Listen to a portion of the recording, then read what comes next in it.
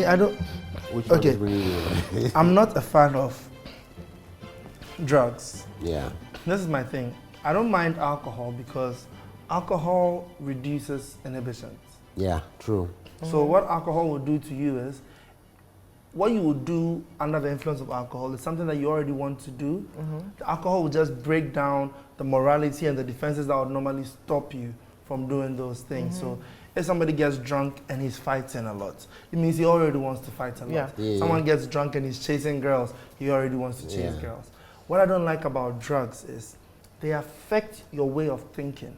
They change your mind, which is what I don't like. So like, everyone I know who gets high tells me how the food that you eat on the normal tastes so much nicer when you are high.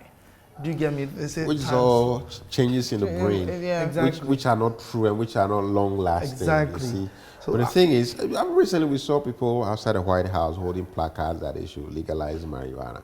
The thing is, yes, there is good medical things we can do with it. But that is just because we can tease it out in a measured dose and then use it for those purposes. If we say legalize, people are going to be holding, smoking, and then going to get addicted, and then it ruins them. Even now, those who are already addicted, you see their life. They end up on the streets. They are begging or they are attacking us to get money to go and buy. Yeah, but so a few of my male friends will tell you that this person is not just weed, though. He's mixing it with something. This guy standing there. Yeah, that's true. But it starts from somewhere. It starts from somewhere. That's the whole point. So if you're able to stop it in the first place, leave it for what we are using now. We get great pain medications from the group of things we call that. So leave that. But to legalize it, no. So weed medicinal is good when it's given in doses. When it's given so in doses. But it's not even going to be like the weeds that you go and roll up and smoke. No. You see, we've extracted the great part of it. Just that. And indeed, most of our medications we use are from plants and plant extracts. But even saying legalize it doesn't make sense because there are a lot of pain meds that aren't legal. Like you can't just go and buy Vicodin and be taking it just like that. You need a prescription. So if they say that for weed, you need a prescription to take it. It's just like any other drug. So what about shisha, you know? Shisha is the latest deception that they tell you there's nothing bad in it. But is there something in it? Yeah, it's worse, Richie, than cigarette. And it goes straight inside your lungs. It's madness. It's worse than cigarette. I mean, I have a friend from Morocco, and she said to me, don't try this because one inhalation is equal to a stick of cigarette, basically. To put it in a very blunt way. I and smoke aren't really friends, so I'm not going to consider. There's a doctor here. Hi, hello. Yes. I'm Richie. Yes, Richie. I've had a sinus infection for the past 11 years. People have suggested solutions.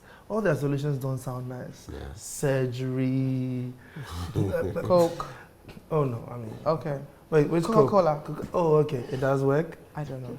Does that work? Did you mean that? So, because of my sinus infection, but a lot of times, you know, these what about the herbal remedies? You know, some of these men walk around saying they have something called snuff. So, like with your sinus infection, for example, what they call it will just go into your head and it will just get rid of everything. This is the thing. Let me take it from the smoking. The smoking does anything bad to the human body, right from the lip cancer, cancer of the throat, cancer of your lungs, most dangerous, and then cancer of the stomach. Kills your kidneys, your liver, the whole body. Every cancer that affects the human body, smoking or exposure to tobacco smoke is a risk factor. Wow. So there's hardly anything good about it. Okay. Now for the sinus infection, you see there's some air-filled spaces here. Okay, so there's air there, but due to some infections, it's become filled with secretions. Like when you have catarrh, what you blow out, they fill those places. So from time to time, it gets infected. So if it has been found that it's so bad, then there's some surgery we do to go and empty it. Straightforward. I don't want to do surgery. I'm sure it's pretty simple, isn't it? Yeah, if that's what will help you, you don't have a problem. Okay. Yeah. Otherwise, it causes all sorts of problems. A lot of headache, it does. Recurrent catarrh, and then with like as I'm here right now, I'm constantly having to stop myself from so basically, these are some of the things that you need to go and get checked. Yeah. And then you'll be given all the options. I have been given the options. I'm just being stubborn. Yeah, you don't have to be. Every time I talk to a doctor, I hope you give me a different option. But not because I can be sure that the other non-surgical things have not solved it ultimately. So you need to go for what will work.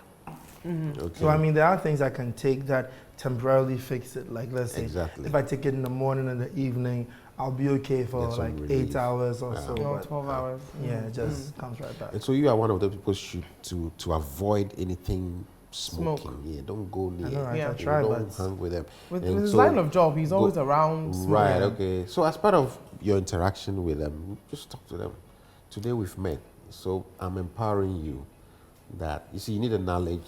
No, my line of job, you can't control it, because what I mean is. No, you can suggest. No, you are in the club. You have a performance in the club. Right. You can't get everybody in the club to stop smoking. Yeah, but they need to stop smoking in the clubs, really. A lot of these restaurants, some won't even smoke. Even the smoke machine that, you know, when you go on stage, the smoke machines. What about those ones? That's also smoke, but it's not too bad, is it? No, it's not it's not as bad, but of course, in excessive amounts repeatedly, because you are clogging your lungs. Yeah, can also be dangerous if you have a way of controlling that. I mean, especially those who are on stage, like every weekend, sort of, But no, I spoke to a friend of mine, I'm going to ask this question, and you're going to find it very interesting. Okay. I spoke to a friend of mine quite recently, and he was talking about the fact that when he was in secondary school, he tried to enlarge his penis, and he was using all kinds of herbs, and he was talking about some of them. It's like chewing stick you chew, and it will make it big or enlarge it. And so my thing is, how do you help somebody like this if he comes to you and says, doctor, you know what, my penis is quite small, and it's affecting my sexual life. Don't laugh. It's affecting my sexual life. What would you do for somebody like that? Is it surgery? Is there some kind of safe? I don't know. Like, how do you help somebody? So you see, that's a part of it. What did you say? He said therapy, because what it really is that. But don't you have friends who have small penises? How would I know? But a lot of guys. No, but I actually do know a guy who committed suicide because his penis was abnormally small. He had actually dated a girl for 3 years without trying to sleep with her. She couldn't understand. So this girl was telling me the story. She had dated him for 3 years and he never tried anything on her. He's well-to-do. He was, at that time, he was a law student and everything. In Ghana? Good-looking guy. Yeah, he was in Ghana. Good-looking guy. So when after 3 years, he mustered the courage to try and get sexual with her. It was like unbelievably small, like medically small. Do you get what I mean? He was embarrassed. They couldn't actually do anything. He left the country, became a lawyer, left the country and everything, and then years later, she heard that he had committed suicide. So he even complained. This is a typical example of, you see, a medical thing that wasn't handled properly, unfortunately. You see, because no matter how, but to even start with, most of the men who would think their penises are small, they really don't have, it's just a perception problem. And they just need to be taught how to use it. That's it.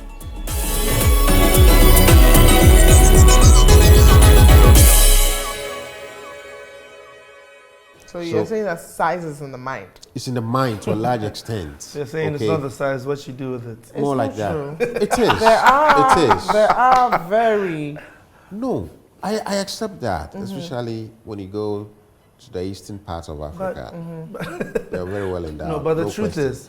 But what really happens is every man is capable of using what he has to satisfy the woman. Because there's some positions... I have girlfriends who complain all the time. No, you know, like you're saying, they've dated guys who are well-to-do. I mean, look, the same way guys talk about these things, I sit with my friends and sometimes these things come up. And you're so envious of this girl and you're thinking, what is your problem? You know, you have everything. He's doting over you. He's an amazing guy. What is the problem? And then they will tell you that he's not just sizable enough. So the thing is, apart from, I don't, In a large number of cases, the size is not really the issue, like I'm saying. Just okay. there are positions how that they get to use it. Large penises, and there are positions that benefit small penises. Exactly. There are some positions that if the penis is so big, it actually is too painful for the girl. What positions? Oh, don't make me talk and sound like some sex guru. But I mean, you can talk based on your experience. It's not a problem. You want to I read the kind of show it is. Oh, stop it! You've brought yourself. I don't know what position. Okay, so let me give an example. Yes, okay. From your point of view. From my point of view. Yeah, from your. If a girl is lying face flat, so let's say from behind, however, she's lying face flat, and the guy's penis is small, she won't feel anything. Whereas if he's too big, it will actually feel just right. Point being, instead of over, because you know, how deep is the vagina? It's 6 inches. The front part is about 6 to 8 centimeters. The down is about 7 to 9. So averagely 7 to 9 centimeters. Converting centimeters to inches, that's just like from here to here. So average. That's about like 4 inches. Yeah. So the entire length of the vagina, averagely, is 4 inches. Some are deeper. So if you have a guy who is 9 inches, 8 inches, clearly 5 inches of it are being wasted. So my point is, unless she finds a woman who's deep enough. Yeah. So, but in that particular position, it's actually beneficial. Whereas the reverse position with a girl, missionary with her legs up, actually makes the guy go deeper. So if a guy with a big penis does that with a girl, he will be head and head. Whereas if a guy with a small penis does that with a girl, you'll feel just right. So it's about knowing what you have and how to use it. Sex guru.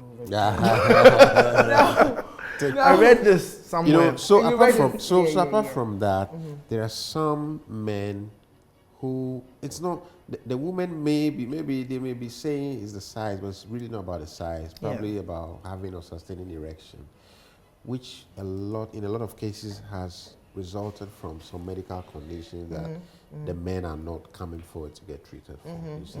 Like a lot of men with hypertension or diabetes, which has become very common now. Oh, you know, like my girlfriend's husband cannot get it up anymore. That's it. And he's quite young. Yeah. You know, and you know, it took her a long time to actually confide in me because you know I realized that there were certain things that she was doing. I'm thinking, okay, this is not right.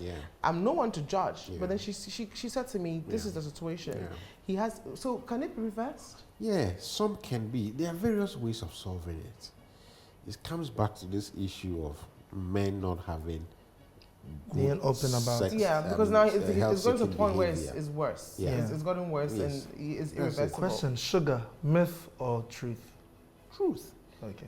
Truth in a lot of cases. So rather we all say it's the truth and work on it than say it's a myth and then go abusing it and get a negative effect. Okay. You see, because you consume a lot of sugar, you put a lot of pressure on your pancreas. That's like the organ which sends out insulin to mop up the sugar, including when you take anything carbohydrate, which is broken down into sugar. So you can imagine the number of times you put in carbohydrate and sugar in your lifetime. So if you do that in excess, and if you're not lucky and you inherited something that puts some weakness in the pancreas already, then by the time you are 40, now we haven't seen them younger, the pancreas is weak, it's tired. It's not able to churn out what we call the insulin to deal with your sugar.